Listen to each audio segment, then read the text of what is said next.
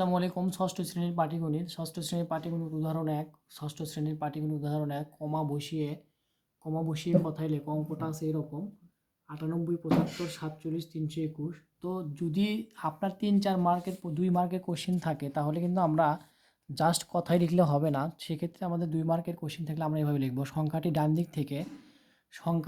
দিক থেকে ৩ ঘর পর কমা, এরপর 2 ঘর পর পর, এরপর 2 ঘর পর পর কমা বসালে পাই, এরপর 2 ঘর পর পর কমা বসালে পাই। সংখ্যাটি প্রথমে ডান দিক থেকে 3 ঘর কমা, তারপর 2 ঘর পর পর কমা বসালে পাই।